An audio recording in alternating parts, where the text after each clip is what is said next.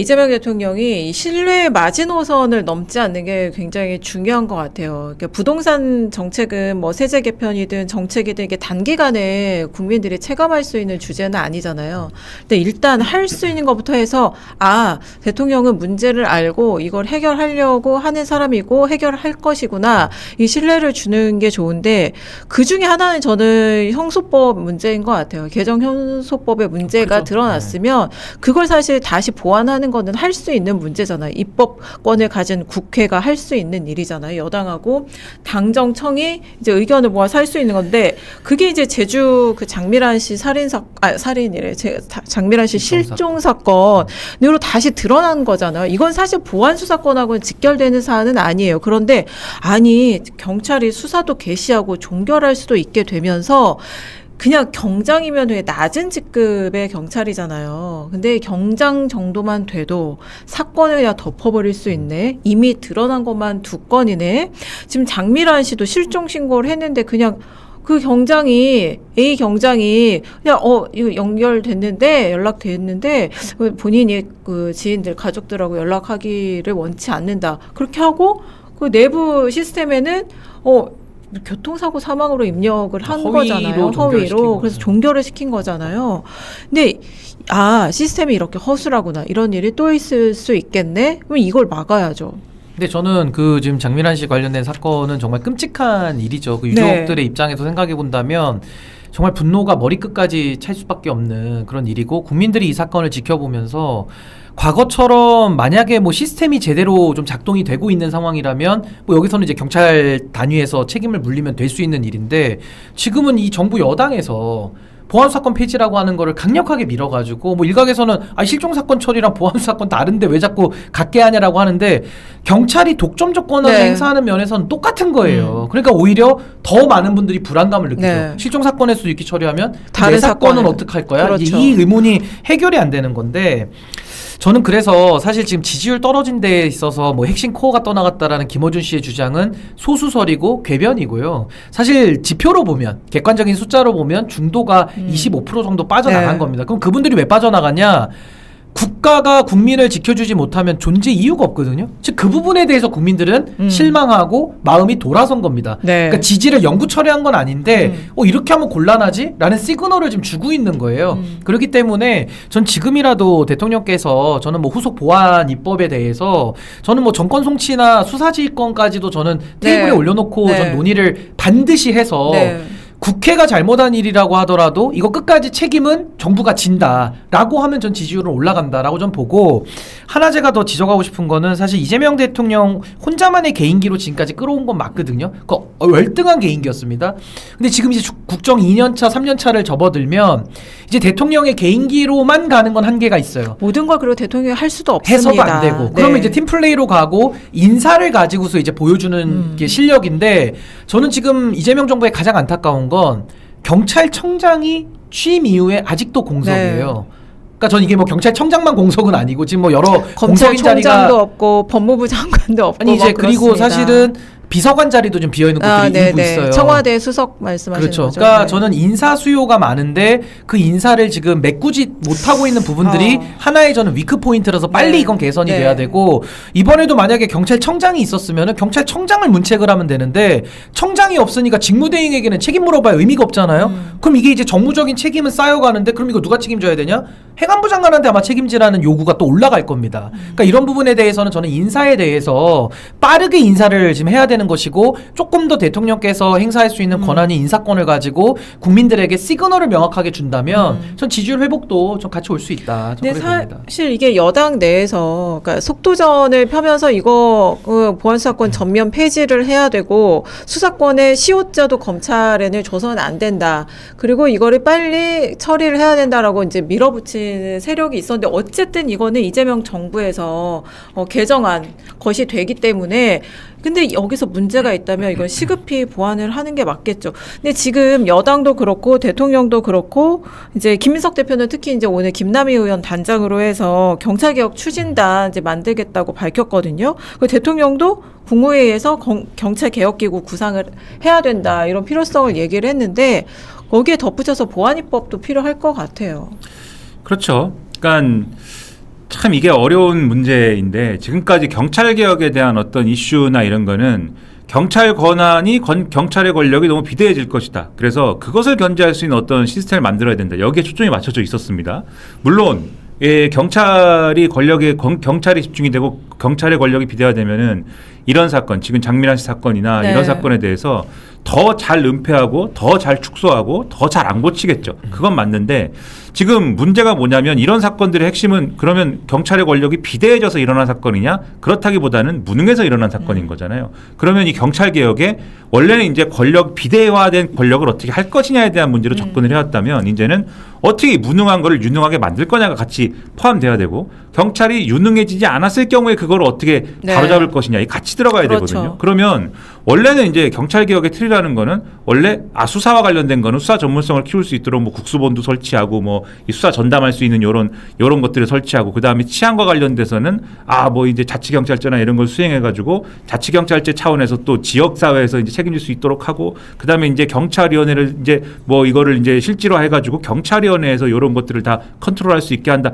이런 틀이 있지만 그걸로는 이제 안 되는 거죠. 네. 플러스 알파가 있어야 되는 건데 그래서 이제 아까 신인기 변호사님 하신 것처럼 정권 송치 말씀하셨는데 그러니까는 지금 공소청 검사가 뭐 수사를 하라는 게 아니고 그건 이제 보안 사건 문제는 쟁점이 지나가 버렸으니까 수사를 하라는 게 아니고 적어도 수사를 한 거에 대해서 경찰이 수사를 한 거에 네. 대해서 또는 경찰이 어떤 부분에서 뭐 예를 들면은 그쵸 뭔가 이거는 불송치한 것까지 다 보내야 되는 거니까 수사를 안 한 것에 대해서도 네. 일단은 어딘가가 크로스 체크해서 검토할 수 있는 그렇죠. 필요는 있는 거지 않습니까? 네. 그래서 이런 것까지 포함해서 수사기관끼리도 서로 이제 뭔가 크로스 체크할 수 있는 시스템까지 같이 논의해야 될 것이다라는 거죠. 맞아요. 그래서 이제 보완이 필요하다는 거고 우리가 검찰 개혁을 예전에 얘기를 했을 때 검찰이 가진 권한 중에서는 기소하지 않을 거나 그러니까 사건을 덮을 권한도 정말 문제인 것이다. 그게 진짜 권력인 것이다. 얘기를 했는데 지금 그걸 경찰이 똑같이 갖고 있는 거예요.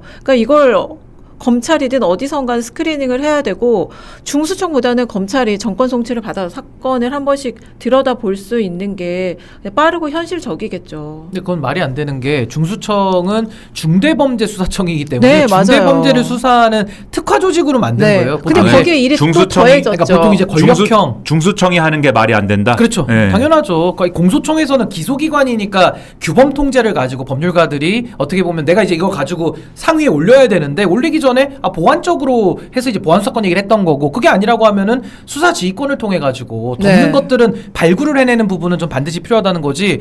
보안 수사도 공소청이 하면 가장 효율적인 거를 중수청이 하라고 하니까 그럼 중수청의 6대 범죄는 왜 만드는 거예요?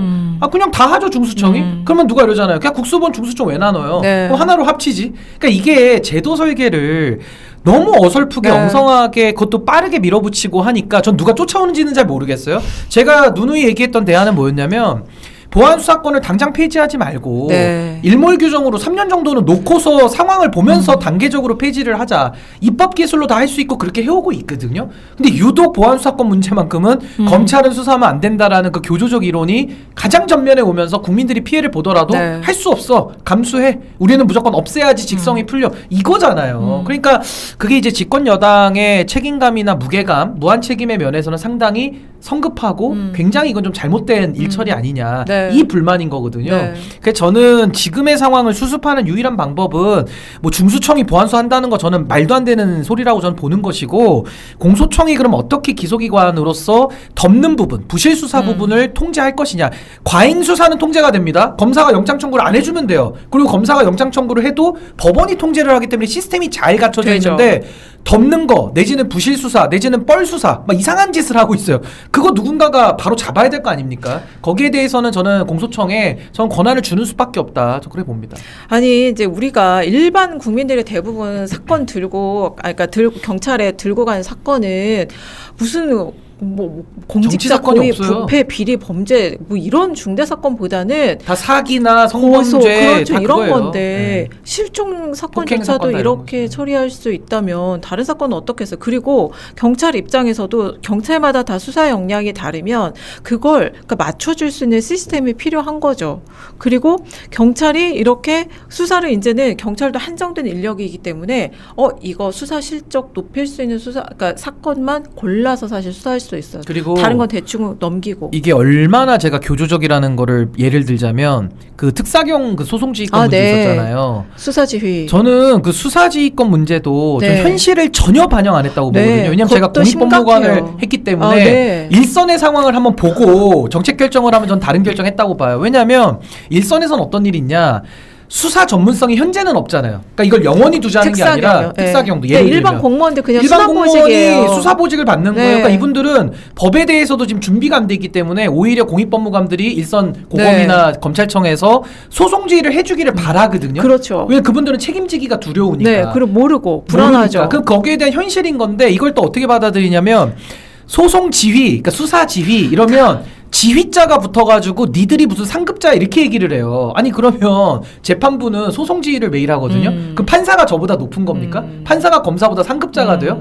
그리고 또 오케스트라도 지휘를 하는데 지휘자가 오. 아니 지휘자가 바이올린 야. 하시는 분한테 이제 사인을 줍니다. 바이올린 들어가라고. 그럼 그분보다 상급자니까 뭐 고기도 한 2배 더 먹어야 됩니까? 그게 아니잖아요.